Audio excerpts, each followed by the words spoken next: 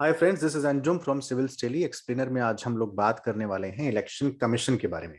क्या election commission जो upcoming poles हैं, जो अलग अलग राज्यों में चुनाव होने वाले हैं, क्या उनको वो पोस्टपोन कर सकता है? क्या वो डिले कर सकता है उनमें? क्या ये लीगल पॉसिबल है, लीगली पॉसिबल है?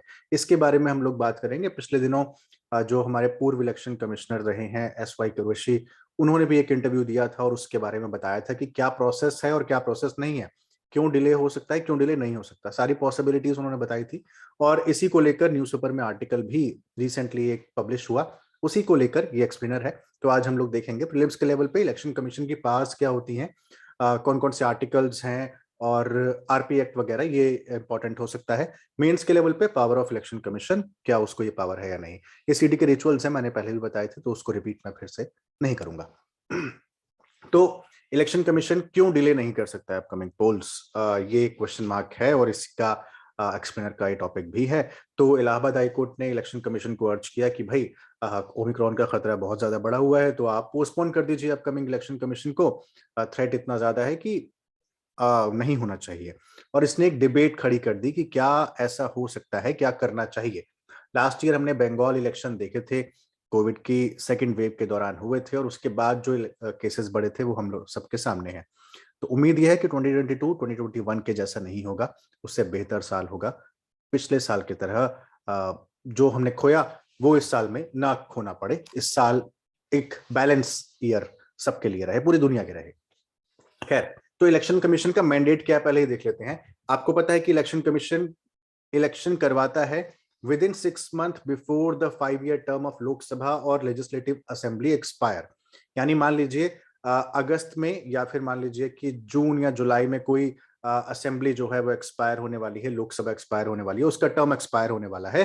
तो इलेक्शन कमीशन का काम यह है कि उससे 6 महीने पहले, यानी जून में अगर एक्सपायर हो रहा है तो उसका काम है कि जनवरी में वो इलेक्शन करवा ले और इलेक्शन होल्ड करे, ताकि जो नई पुरानी असेंबली या लोकसभा जिस दिन एक्सपायर हो उस दिन नई असेंबली या लोकसभा अपना कार्यभार संभाल ले, अपना काम संभाल ले, यानी वो उसकी जगह पर आ जाए। आउटगोइंग जब डिसोल्यूशन होगा तो इनकमिंग एक नया लोकसभा या असेंबली का हाउस जो है वो उस दिन से स्टार्ट हो जाएगा। ये उसका काम होता है कि 6 मंथ बिफोर करवाना है।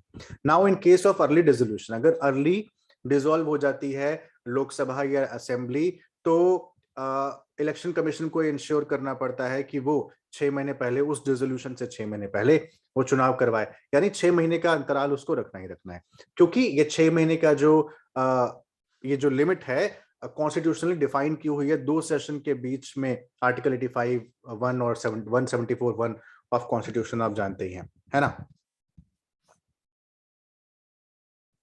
Now why and when does the election commission club the elections, पहले हम ये लिख लेते हैं। वो तो मैंडेट था, आर्टिकल 3 to 4 क्या होता है, बाकी आर्टिकल्स क्या होते हैं, कितना अंतराल होना चाहिए, ये सब तमाम चीजें थी। अब एक बार ये देख लेते हैं कि आपने अक्सर ये देखा होगा कि अलग अलग राज्यों में, अलग अलग स्टेट्स में चुनाव है। जैसे अभी भी 2022 में 4 राज्यों में है, मतलब 5 राज्यों में चुनाव है, 5 स्टेट्स में, गोवा, मणिपुर, उत्तराखंड, पंजाब और यूपी में। अब इनको क्लब कर दिया गया है, यानी एक साथ होंगे। अब एक साथ होंगे, ऐसे क्यों होता है, मतलब कैसे डिसाइड होता है कि एक साथ होंगे, पोल डेट्स कैसे क्लब कर दी जाती है। तो इसको देखने के लिए देखा जाता है कि क्या किस किस स्टेट्स के जो इलेक्शंस हैं, जो असेंबली हैं, वो एक साथ एक्सपायर हो रही हैं। जैसे गोवा की बाय 15 मार्च है, मणिपुर बाय 19 मार्च है, उत्तराखंड की आप देख रहे हैं 23 मार्च है, पंजाब की 27 मार्च है ना। ये एक्सपायर हो रही हैं सबके सब मार्च में। लेकिन यूपी की जो है वो हो रही है May 14 को। Now you have to club all these elections, एक साथ में आपको इलेक्शन क्लब करना है, तो कौन सी डेट होगी, यानी पांचों के पांचों इलेक्शंस कब तक एक्सपायर हो जाने चाहिए। तो जो सबसे अर्लीस्ट डेट होगी, जैसे गोवा 15 मार्च है, तो आपका काम अब ये होगा कि आप 15 मार्च तक इन पांचों राज्यों के चुनाव करवा लें। ऐसा क्यों है? बिकॉज अगर गोवा का चुनाव पहले होता है और बाकी जो 4-4 दिन के अंतराल पे या मई में जो होने वाला है, अगर ऐसा चुनाव 1 महीने के अंतराल पे हो रहा है, डिफरेंस पे हो रहा है, तो जो वोटर्स हैं वो अफेक्ट ना हो, यानी उनके ऊपर प्रभाव बहुत ज्यादा ना पड़े, इन्फ्लुएंस ना हो जाए। एक स्टेट के वोटर्स दूसरे स्टेट के वोटर्स को इन्फ्लुएंस ना कर दें अपने रिजल्ट की वजह से। मसलन कि यहाँ पर अमुक यहाँ पर पार्टी ए की गवर्नमेंट आ गई है कि उसने उस स्टेट के वोटर्स ने पार्टी ए को बहुत ज्यादा वोट दिया, तो पार्टी बी उस तरीके से अपने आप को प्रेजेंट करेगी कि दूसरे स्टेट के जो वोटर्स होंगे वो उससे इन्फ्लुएंस हो जाएंगे, या फिर जीती हुई पार्टी इस हिसाब से अपने आप को प्रेजेंट करेगी कि दूसरे स्टेट के वोटर्स 4 दिन बाद या 2 महीने बाद या 1 महीने बाद इलेक्शन जो होगा वहां के वोटर्स को इन्फ्लुएंस कर सकेंगे। यानी इन्फ्लुएंसर्स पर जो प्रभाव पड़ेगा, वोटर्स पर जो प्रभाव पड़ेगा वो ना पड़े, और सभी राज्य जो आगे पीछे होने वाले हैं चुनाव जहां पर, उनको एक साथ क्लब करके उनके वोटर्स को एक ही स्टेज पर खड़ा कर दें और उनको डिसाइड करने दें बिना एक दूसरे से इन्फ्लुएंस हुए। इसलिए ये क्लब किया जाता है, और यही वजह है कि अर्लीस्ट डेट देखी जाती है कि किस राज्य की अर्लीस्ट डेट है जहां पर असेंबली एक्सपायर हो रही है। अब देखिए सबसे एंड में यूपी हो रही है, लेकिन मार्च 15 तक गोवा हो रही है, तो Goa being the first, we must have all 5 elections completed before March 15। ये जो भी बात मैं बोल रहा हूँ ये इंडियन एक्सप्रेस में दिए गए आर्टिकल के आधार पर बोल रहा हूँ। So no delay allowed, the election commission can not delay an election even by a day, although it can advance it up to 6 months। मतलब ये बात कही गई है, हालांकि कुछ एक्सेप्शंस हैं ऐसे, जैसे मैं आप अभी बताने वाला हूँ। Although it can advance it by up to 6 months, advance में करवा सकता है, लेकिन उसको डिले नहीं कर सकता। अगर डिले करेगा तो असेंबली कैसे वहां पर काम करेगी, यानी वो राज्य काम कैसे करेगा, क्योंकि पुरानी जो असेंबली है वो तो एक्सपायर हो जाएगी, और जब एक्सपायर हो जाएगी तो वो राज्य की मशीनरी, उस स्टेट की मशीनरी काम कैसे करेगी। दो ही सूरतों में कर सकती है, या तो प्रेसिडेंट रूल लग जाए वहां पर, है ना, या फिर दूसरा क्या है वो हम अगली स्लाइड में देखने वाले हैं। Now the question is why election commission can not postpone the election. SY Qureshi का भी एक इंटरव्यू है, आप यूट्यूब पर उसको सर्च करके देखिएगा कि उसका हेडलाइन मुझे याद नहीं है, लेकिन शायद यह है कि is it legal to postpone election something something, इस तरीके से करके हेडलाइन है। एसवाई कुरैशी का इंटरव्यू है, आप देखिएगा उसको। उसमें उन्होंने ये बात कही है कि वायलेशन ऑफ कॉन्स्टिट्यूशन होगा, क्योंकि ये हमारे हाथ में है ही नहीं, इलेक्शन कमीशन के हाथ में है ही नहीं कि वो किसी इलेक्शन को पोस्टपोन कर सके, है ना। अनटिल और अनलेस दो तीन सिचुएशन ऐसी हैं, या तो वॉर हो जाए या breakdown of law and order हो जाए, तो वो दो सूरत, इंटरनल मशीनरी आपकी काम करना बंद कर दे, एकदम गड़बड़ा जाए, या फिर वॉर की सिचुएशन आ जाए, तभी वो कर सकता है। अदरवाइज इलेक्शन कमीशन के पास पोस्टपोनिंग की जो है पावर नहीं है, and it would be a violation of constitution mandate given that is given every Vidhan Sabha fix term, जो कि विधानसभा और असेंबली और लोकसभा को देती है कि 6 महीने के अंदर खत्म होने से पहले आपको नई असेंबली या नई लोकसभा आपको लेकर आनी है। तो वो मैंडेट जो है वायलेशन हो जाएगा उस कॉन्स्टिट्यूशन के मैंडेट का, इसलिए आप इलेक्शन को पोस्टपोन कर ही नहीं सकते अनटिल और अनलेस दो ऐसी इमरजेंसी डिक्लेयर्ड पार्लियामेंट कर दे। The term of the house can not be accepted, यहां मैंने लिखा भी है, except in an emergency declared by parliament, जो कि कॉन्स्टिट्यूशन रिस्ट्रिक्ट करता है केवल दो सिचुएशन में, वॉर और breakdown of law and order में।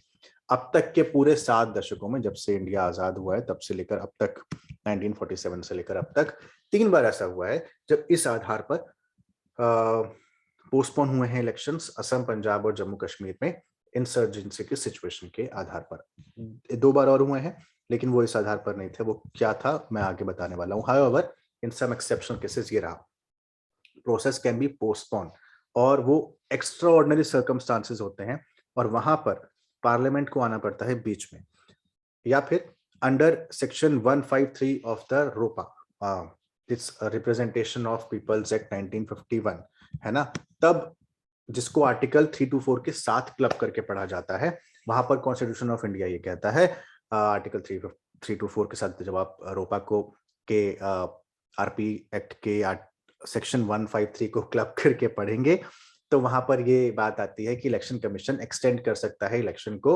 दो सिचुएशन में, मतलब जब करेगा तो दो सिचुएशन ऐसी होंगी कि वो 6 महीने से ज्यादा आगे नहीं बढ़ा सकता। दूसरा, date should not go beyond the date of normal dissolution of Lok Sabha और द असेंबली, यानी उस डेट से आगे अगर एडवांस में कर रहा है तो 6 महीने डिले कर देगा, और लेकिन उस डेट को उसको नई लोकसभा या नई असेंबली लेकर आनी ही पड़ेगी जिस डेट को वो डिसॉल्व हो रही है। अगर अपकमिंग इलेक्शंस को इलेक्शन कमीशन को पोस्टपोन करना है तो उसके पास तो पावर है नहीं, जैसा हमने पहले आपको बताया, और जैसा कि इलेक्शन कमिश्नर्स भी बोल रहे हैं, उसके पास तो पावर है नहीं। अब उसको क्या करना पड़ेगा, एक्स्ट्रा ऑर्डिनरी पावर का यूज करना पड़ेगा और गवर्नमेंट के बीच में लेकर आना पड़ेगा। Article 324 of the article will have to, election commission will have to inform the government of its inability to hold poll on time, यानी वो उसकी इनएबिलिटी के आधार पर होगा। Now no none of you या none of the institution wants to say कि want to say that I am that we are enable या that inability we have inability to hold poll on time, है ना। कोई भी नहीं बोलेगा कि we are unable to hold poll on time या we are not capable to hold elections, या हमारी, क्योंकि वो आपके ऊपर क्वेश्चन मार्क खड़ा कर रहा है, आप खुद के ऊपर एक प्रश्न चिन्ह खड़ा कर रहे हैं, यानी आप उस मशीनरी के तौर पर आप इतने सक्सेसफुल नहीं है, या फिर आपके अंदर इतनी कुव्वत नहीं है, वो पावर नहीं है, या फिर कैपेसिटी नहीं है, केपेबल नहीं है कि आप इलेक्शन करवा सके। Now if election commission inform the government of its inability to hold poll on time, that will raise question on election commission which will never happen, है ना, जो कि होगा नहीं। नाउ अगर ऐसा होता है, then government have to decide that the future of this election क्या होगा। अगर असेंबली वहां पर खत्म होती है, अब मशीनरी राज्य की तो काम करेगी ना। Now they have to impose president rule और allow the incumbent chief minister to continue for 6 more months। दो ही सिचुएशन होगी, या तो वहां पर राष्ट्रपति शासन लग जाए, प्रेसिडेंट रूल लग जाए, जो कि 1-2 बार हुआ भी है, या फिर जो चीफ मिनिस्टर थे उनको कहा जाए कि आप 6 महीने और कंटिन्यू करें जब तक कि इलेक्शन नहीं हो पाते। तो ये दो ऐसी एक्स्ट्राऑर्डिनरी सिचुएशंस होती हैं जबकि एक्स्ट्राऑर्डिनरी पावर्स जहां पर इलेक्शन कमीशन को दी जाती है, जिसका यूज करते हुए सरकार को बीच में आना पड़ता है, and government will decide, parliament has to decide this. Now way forward क्या होगा इसका, स्ट्रिक्ट इन्फोर्समेंट ऑफ गाइडलाइंस, क्योंकि ये मसला तो सारा ओमिक्रॉन का है ना, मसला तो सारा इस चीज का है कि कोविड के नियमों का पालन कैसे हो, क्या कर पाएंगे, क्या इन्फेक्शन फैल सकता है, नहीं फैल सकता, अगर रैलीज हो रही हैं तो फिर इलेक्शन क्यों ना हो, और अगर इलेक्शन हो रहे हैं तो फिर रैलीज वर्चुअल क्यों ना हो, है ना, आपको कहीं तो बैलेंस करना पड़ेगा ना। और इसका हवाला देते हुए बिहार इलेक्शन जब 2020 के हो रहे थे, तब इलेक्शन कमीशन ने एक डिटेल्ड एक ऑब्जर्वेशन जारी करते हुए कहा था कि श्रीलंका जैसे कंट्री में या साउथ कोरिया जैसी कंट्री में कोविड के पीक पर इलेक्शन हुए हैं और वहां पर बाकायदा कोविड के प्रोटोकॉल्स का पालन किया गया है। और कैसे किया गया था कि आप नंबर ऑफ इलेक्टर्स जो हैं उनको रिड्यूस कर दीजिए एक बूथिंग पोल पर, यानी मैं वोट देने जा रहा हूं और मेरे साथ एक बूथिंग पोल पर 1500 लोग हैं, तो आप 1500 की जगह 1000 लोग बुलाइए, 750 लोग बुलाइए, तो वहां पर क्या होगा, ओवर क्राउडिंग कम हो जाएगी, और ओवर क्राउडिंग कम होगी तो इन्फेक्शन फैलने का खतरा भी कम रहेगा, है ना। इसके लिए आपको कुछ एक्स्ट्रा पोलिंग स्टेशंस बनाने पड़ेंगे, वहां पर राज्य की मशीनरी जो है, रिसोर्सेज जो है एक्स्ट्रा लगेंगे, वो आप लगा लीजिए। लेकिन इलेक्शन कमीशन ने कहा था कि हम इलेक्शन नहीं रोकेंगे, कोविड सेंसिटिविटी की कैपेसिटी बिल्डिंग करिए, यानी कि इलेक्शन ऑफिशियल्स को जो है गाइडलाइन जारी करिए कि किस तरीके से आप कोविड के प्रोटोकॉल्स का पालन करवा सकते हैं, इन्फोर्स कर सकते हैं। पोलिंग स्टेशंस पर आप सैनिटाइजेशन मशीन लगवाइए, मास्क नहीं है तो मास्क डिस्ट्रीब्यूट कीजिए, लोगों को पहले से जागरूक कीजिए कि आप इस टाइम पर आए, ये आपका टाइमिंग है, इस टाइम से इस टाइम तक ये लोग रहेंगे, यानी एक टाइम लिमिट आप फ्रेम करके चलें कि 1000 लोग हैं तो 1 घंटे में इतने करेंगे इतने करेंगे, इस तरीके से आपको काम करना होगा। पोस्टल बैलेट का ऑप्शन दीजिए कि भाई जब आप ईवीएम को बार बार टच करते हैं तो पहले कोई और टच करके गया होगा, फिर कोई और टच करेगा, है ना। आप पोस्टल बैलेट का उनको ऑप्शन दे दीजिए कि सीनियर सिटीजन जो हैं जिनकी एज ज्यादा है और जो कोमॉर्बिड हैं या जिनको बूस्टर डोज लग रही है, वो पोस्टल बैलेट के थ्रू अपने वोट्स जो हैं वो डाल सकते हैं। या कोविड पॉजिटिव पेशेंट्स हैं, उनको वोट देना है तो वो कैसे देंगे, तो वो भी पोस्टल बैलेट के थ्रू दे सकते हैं। वहां पर क्या होगा, बार बार उसको कोई छुएगा नहीं, और एक बार होगा कुछ समय के लिए, 15 दिन के लिए आप उसको जब रख देंगे तो 15 डेज का तो वैसे भी क्वारंटीन पीरियड होता है और बोलते हैं उसके बाद में चीजें ठीक होती हैं, तो 15 दिन बाद आप जब उसको खोलेंगे तो आप उसको फिर टच कर सकते हैं, उसको देख सकते हैं ग्लव्स वगैरह पहनकर। और पर्सन विद डिसेबिलिटीज या वोटर विद एसेंशियल सर्विसेज, उनके लिए आप पोस्टल बैलेट के ऑप्शंस लेकर आए। तो ये तमाम जो है वे फॉरवर्ड थे इसके। क्यों इलेक्शन कमीशन पोस्टपोन नहीं कर सकता है, वायलेशन कैसे होगा कॉन्स्टिट्यूशन पे, ये तमाम बातें मैंने आपको बता दी। और क्यों क्लब होते हैं, अलग अलग राज्यों के इलेक्शंस, ये मैंने आपको बता दिया। इलेक्शन कमीशन का मैंडेट क्या है ये मैंने आपको बता दिया। तो एस वाई कुरैशी का वो इंटरव्यू जरूर देखिएगा यूट्यूब पर। You will get more information about why election commission can't delay upcoming polls and who has the power if election commission wants to delay this upcoming polls, है ना। अगर करना चाहता है तो वो पावर किसके पास में, नहीं करना चाहता तो क्यों नहीं कर सकता। ये तमाम चीजें थी। आपका प्रोग्राम कैसा लगा कमेंट बॉक्स में मुझे बता सकते हैं। अगर अब तक आपने सिविल स्टडी का ये चैनल सब्सक्राइब नहीं किया है, सब्सक्राइब करें और नोटिफिकेशन बेल को ऑन रखना मत भूलिए। बात हम लोग ओमिक्रॉन की कर रहे थे, घर से बाहर निकल रहे हैं तो मास्क जरूर लगाएं, हाथों को बार बार सैनिटाइज करते रहें। रिस्ट्रिक्शंस वापस लौट आई हैं, घर में रहें, पढ़ते रहें, चैनल पे वीडियोस देखते रहें, शेयर करते रहें। थैंक यू सो मच, बहुत ख्याल रखिए, शुक्रिया।